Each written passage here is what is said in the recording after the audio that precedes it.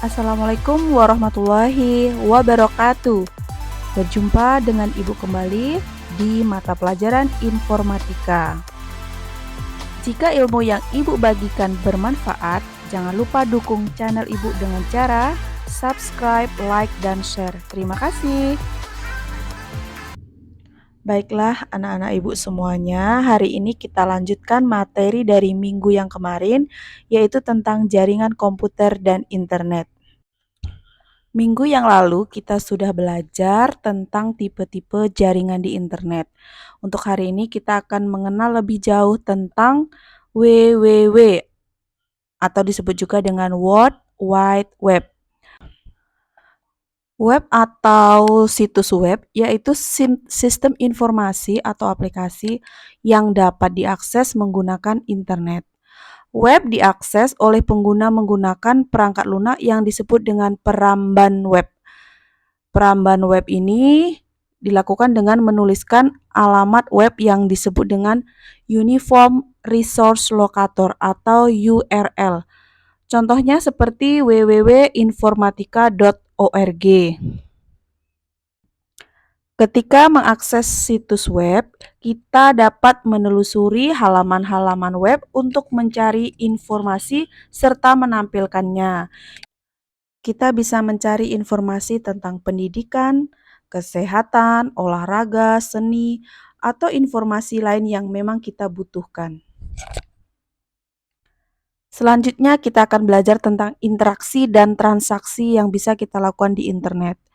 Yang pertama yaitu surel atau lebih dikenal dengan surat elektronik.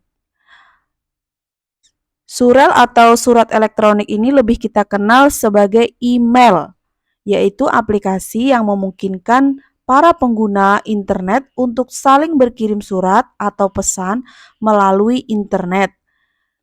Email ini memiliki sebuah kotak surat atau biasa disebut dengan mailbox yang tersimpan di dalam mail server. Kotak surat ini memiliki sebuah alamat sebagai pengenal agar dapat berhubungan dengan kotak surat lainnya, baik dalam bentuk penerimaan maupun pengiriman pesan. Pemilik kotak surat ini sewaktu-waktu dapat mengecek isinya, menjawab pesan, menghapus, atau menyunting dan mengirimkan pesan surel. Anak-anak Ibu bisa membuat email ini di web, Google, ataupun di Yahoo. Jika anak-anak Ibu membuatnya di akun Google, maka akhiran dari email kita itu @gmail.com. Sedangkan kalau kita membuatnya di Yahoo, maka di email kita itu nanti di akhirnya akan diakhiri oleh @yahoo.com. Transaksi selanjutnya yang bisa kita lakukan di internet yaitu e-banking atau electronic banking, yaitu aktivitas perbankan yang dilakukan di internet. Layanan ini memungkinkan seorang nasabah untuk melakukan banyak transaksi seperti pengecekan rekening, transfer dana, pembayaran tagihan listrik, telepon, dan lain-lain. Pada e-banking ini diterapkan juga sistem keamanan yang sangat ketat agar tidak mudah terjadi kejahatan perbankan. Anak-anak Ibu, sekarang siapa yang ingat pada saat corona kita melaksanakan pembelajaran menggunakan apa? Iya, kita menggunakan pembelajaran sistem daring. Jadi ini ada kaitannya dengan pembelajaran e-learning atau electronic learning. Apa itu electronic learning? Merupakan sebuah bentuk penerapan teknologi informasi di bidang pendidikan dalam bentuk sekolah secara virtual atau secara maya.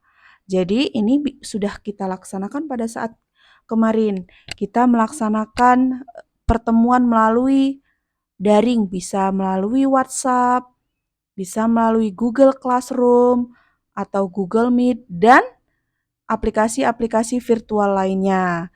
Nah, inilah yang disebut dengan e-learning. Jadi, walaupun kita tidak bisa bertatap muka langsung di sekolah, Maka ada jalan lain yang bisa kita terapkan, yaitu dengan menggunakan e-learning atau pembelajaran di dunia maya. Selanjutnya adalah e-commerce.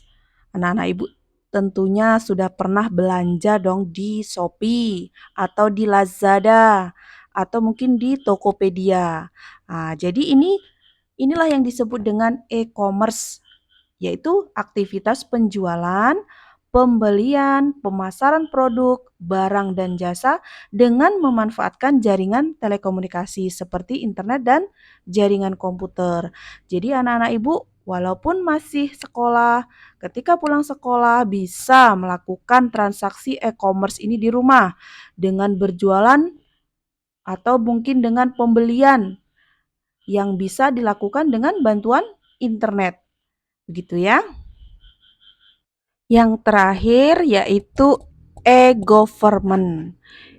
E-government atau lebih dikenal dengan e-gov ini adalah suatu upaya untuk mengembangkan penyelenggaraan pemerintah yang berbasis elektronik.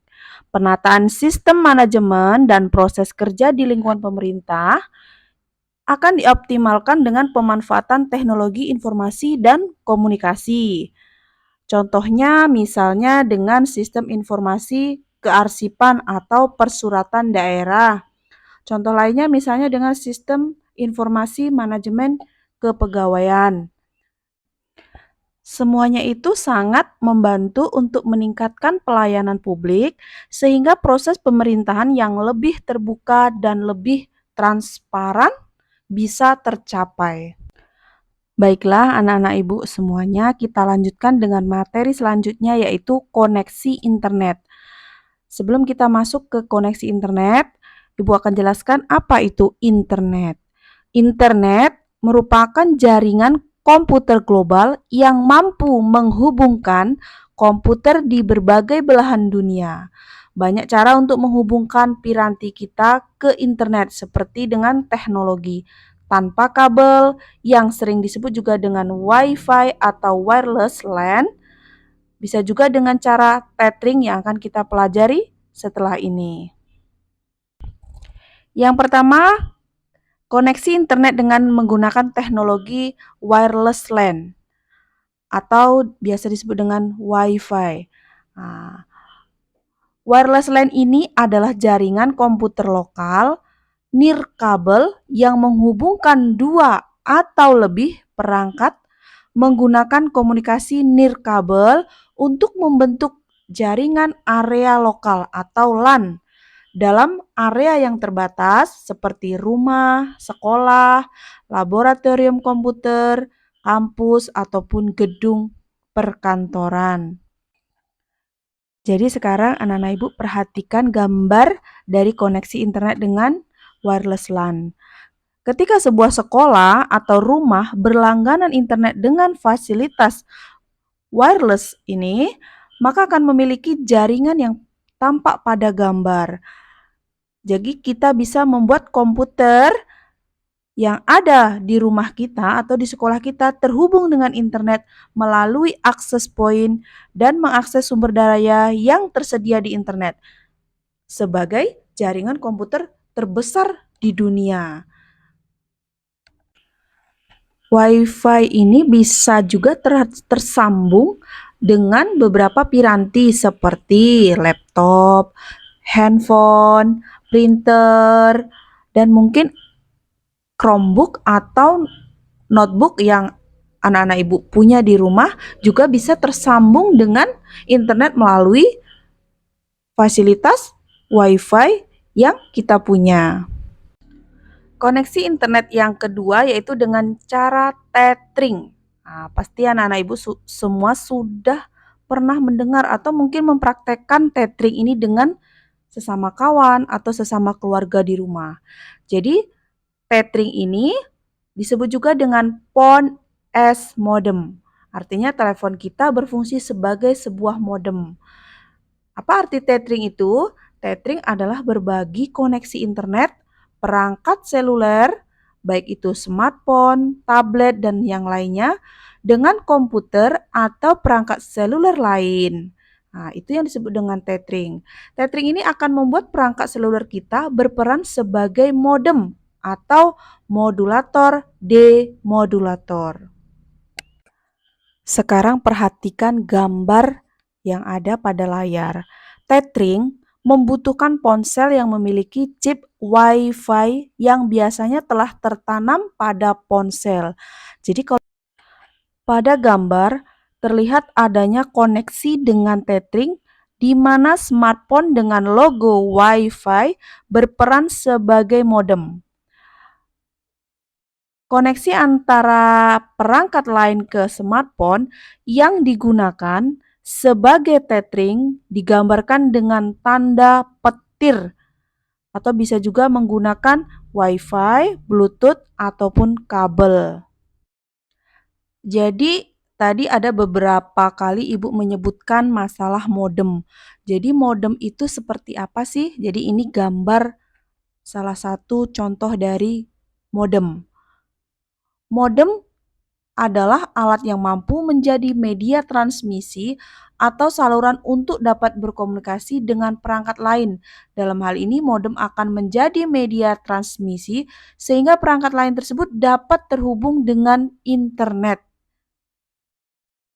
Baiklah, untuk tugas yang pertama untuk anak-anak Ibu semuanya, silakan dikerjakan untuk tugas 1, yaitu yang pertama mempraktekkan koneksi internet melalui Wi-Fi atau wireless LAN.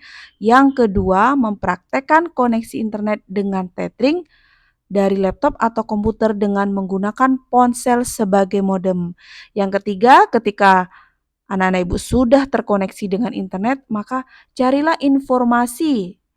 Yang pertama, manfaat surel, manfaat e-commerce, manfaat e-learning, manfaat e-government. Masing-masing manfaat sebanyak 5 buah.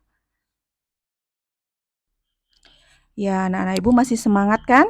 Kita lanjutkan dengan proteksi data dan file.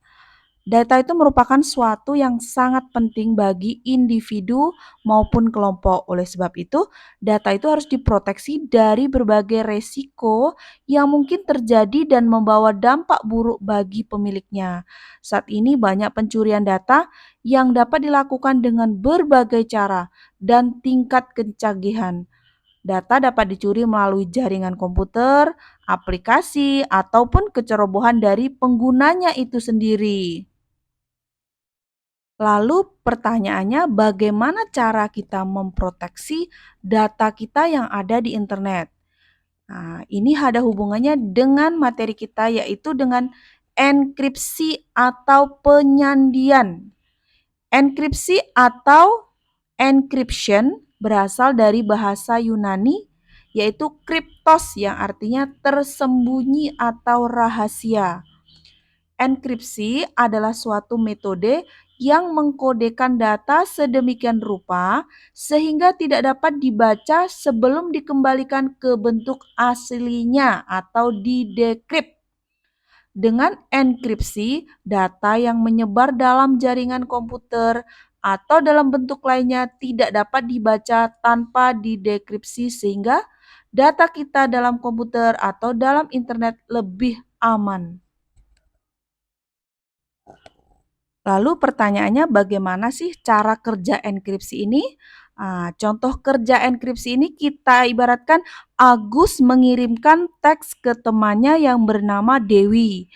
Data asli atau disebut juga dengan plain text dari Agus akan dienkripsi dengan fungsi cipher tertentu. Hasil enkripsi tadi berupa ciphertext sebagai teks yang terenkripsi. Lalu ciphertext tadi dikirimkan melalui Dewi melalui jaringan internet. Setelah itu, Dewi akan menerima ciphertext tadi dan dilakukan dekripsi. Setelah itu pesan kembali ke pesan asli sehingga dapat dibaca oleh Dewi. Jadi itulah cara kerja enkripsi. Contoh algoritma yang sederhana untuk enkripsi ini adalah Caesar's Chippers. Enkripsi ini menggunakan algoritma tertentu yang mengubah data asli menjadi data yang sudah terenkripsi. Algoritma tersebut disebut chipper. Salah satu chipper yang sederhana yaitu adalah Caesar chipper yang melakukan penggeseran alfabet. Algoritma ini menggunakan nama Caesar itu karena terinspirasi oleh Julio Caesar, seorang kaisar Romawi kuno yang menggunakan algoritma ini saat berkorespondensi. Ya baiklah, kita akan melihat contoh Caesar chipper. Di sini ada huruf abjad dari A atau Z, di mana Caesar chipper itu menggeser satu kanan teks. Nah, jadi kalau kita lihat huruf S itu jika kita rubah dengan menggunakan algoritma Caesar chipper akan menjadi huruf R. Nah, contoh yang lain lagi kita lihat huruf E yang Ibu lingkari. Jika kita rubah algoritma tersebut menjadi Caesar chipper, maka akan berubah menjadi huruf D. Jadi kalau kita lihat contohnya, selamat ulang tahun akan menjadi RD, KZ, LZS, TK, ZMF, SZ, GTM. Nah, begitu juga ini adalah teks biasa akan menjadi HMH, ZCZ, KZG, SDJR, AH, ZRZ. Baiklah anak-anak ibu semuanya, untuk tugas yang kedua, coba enkripsi kalimat di bawah ini ke Caesar chipper. Geser satu ke kanan dari nomor 1 sampai dengan nomor 5. Jangan lupa tugas 1 dan tugas 2 dikumpulkan segera mungkin kepada Ibu. Terima kasih. Selamat belajar, tetap semangat. Assalamualaikum warahmatullahi wabarakatuh.